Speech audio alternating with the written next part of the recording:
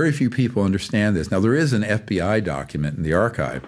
I understand once we released it, it became the most viewed document on the FBI website. Which one? And it was a memo from Guy Hottel, Hottel, to J. Edgar Hoover from 1947 from Roswell, where we had those, it turned out 3 ET vehicles that went down. One wasn't found until 1950 or 51. And it's a memo where he said that apparently we retyped it because it's so hard. It's so old and hard to read in the 40s. That when they had a new, quote, radar system, that when they switched it on, messed up the guidance systems of these ET vehicles, these discs that crashed. Well, remember, radar is a euphemism for both what you think of radar, where you kind of paint the fuselage. It's the beams that go out and bounce off an aircraft, metallic, come back, and you track it. But radar is used to track, but then embedded in it can be an active system. And so what they had done, they had put a classified. By 47, they knew these ET craft were all around our nuclear facilities.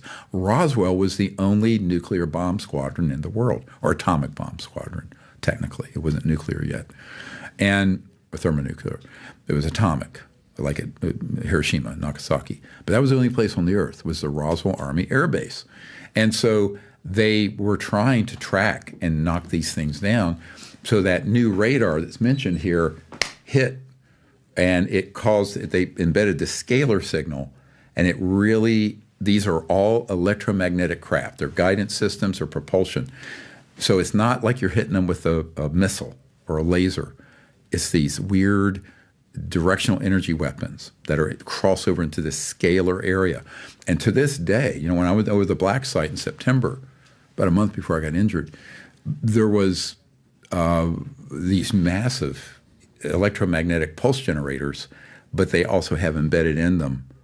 So you can target an object with that, hit it, but you also have the scalar, and that can cause these ET craft to get stunned or lose control and crash.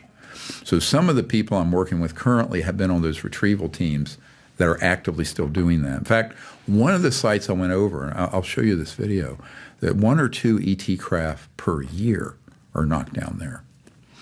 And it's very worrisome.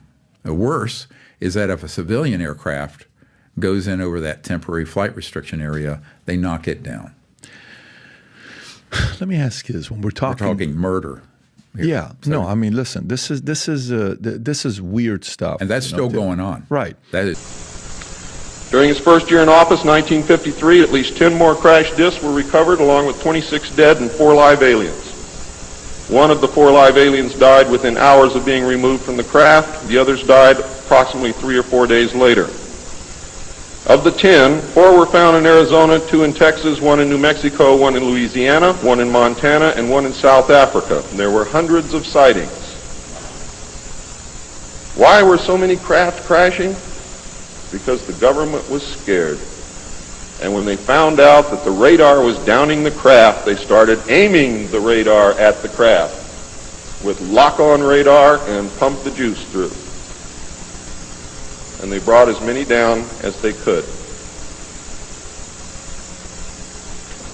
So in the 40s, they were using lock-on radar to lock on these UFO crafts and then pump the juice through to crash these UFOs in the 40s, but only in 2004 were these fighter planes upgraded where they could see these UFOs.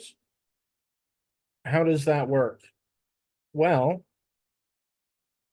that means the radar was blinded, and then when they wanted them to see the UFOs, they quote unquote upgraded them in 2004,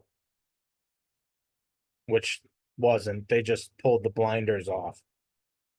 So we returned from, and when I say we, I mean not my squadron, but VFA 11, the Red Rippers. I was a somewhat junior pilot at the time. I joined them on deployment in 2012, where They had been already out there for about 6 months or so, operating in the vicinity of Afghanistan.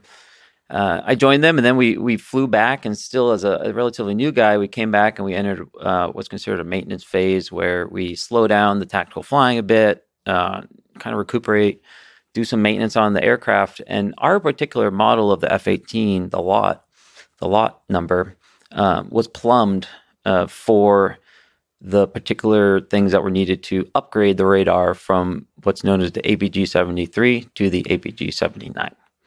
And the APG-73 is a mechanically scanned array radar. It's a perfectly fine radar, but the AESA radar is kind of a magnitude jump in capability, kind of an analog digital kind of mindset. So got it. So it's a leap to digital. APG-73, 79. Are these things on a carrier? Like, what are we talking about here? This is how big is the radar? Yeah. So this is actually the radar that's in the F-18 itself. Okay, so when you say they were chosen, this is to test the upgrade to the 79, APG-79. Less of a test and more of just, hey, it's your turn to get the upgrade. Like, we're all going to these better radars. They were building ones off the line with the new radar, but we were this weird transitionary squadron in the middle that transitioned from the older ones to the new ones. But it's not particularly rare to fly with different types of radar, because in we call the fleet replacement squadron, essentially the training ground for the F-18, you have all sorts of F-18s with different radars. So you are used to having multiple ones. But in the actual deployable combat squadron, we upgraded. And when we upgraded, we saw that there were objects on the radar that we were seeing the next day with this new radar that weren't there with the old radar. And these were sometimes, the same day. You might go on 2 flights. The one in the morning might be with the older radar, the one in the evening with the new radar.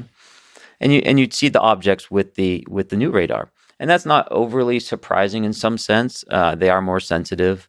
Perhaps they're not filtering out everything they should be yet, or perhaps there's some other type of error. Maybe it needs to be calibrated, whatever. It was relatively new, and we were somewhat used to there being software problems with these types of things occasionally, just like anything else. And so, okay, maybe this is a radar software malfunction. We're getting some false tracks, as we call them. What were you seeing?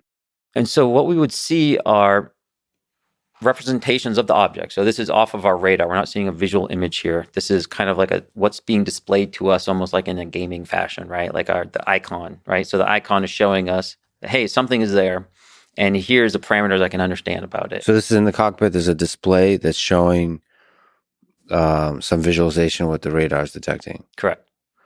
And there's 2 different ways to do that. The first one is like the actual data, like the radar, where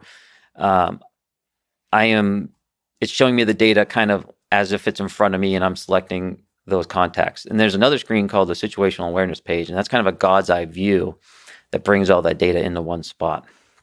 And so I'm going to talk about this from the SA page, from the situational awareness page versus the individual radar ones, because it's easier. But sorry to linger on that. So the individual displays are like first person, and then the SA is, when you say God's eye view, it's like from the top, the integration of all that information as if it's looking down onto the earth.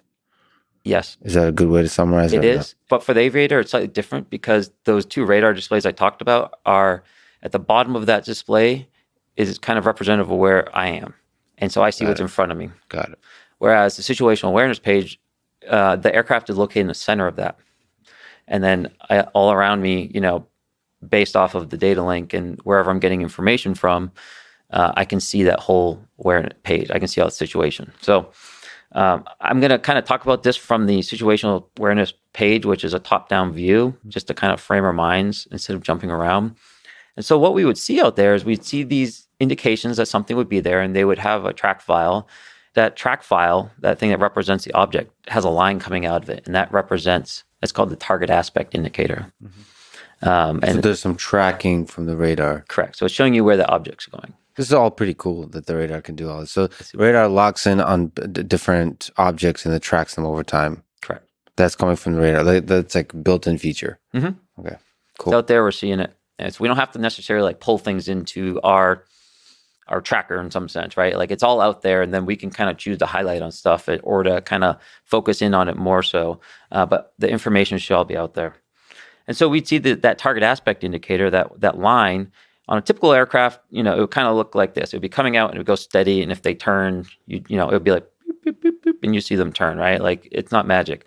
But this object, the target aspect would kind of be like all over the place, like kind of randomly in the 360 degrees, from that top down view, that line would be in any place. So kind of, is it unable to determine the target aspect? Is it stationary, and that's just how it puts it out and it's not used to seeing it. So I'm not saying that's necessarily super weird, but it was different than what we were used to seeing because we weren't used to seeing stationary objects out there very much. And what was also interesting is that these weren't just stationary on a zero wind day, right? These are stationary at 20,000 feet, 15,000 feet, 500 feet, with the wind blowing, And so much like the sea, when we're up there fighting, it affects everything. We consider the wind when we're, shooting missiles, when we're flying, or fuel considerations. It's like operating, in that volume of air, like the ocean, everything's going with the current. And so anything that doesn't go with the current, is immediately kind of identifiable and strange. And that's why these were initially strange, is because they would be stationary against the wind.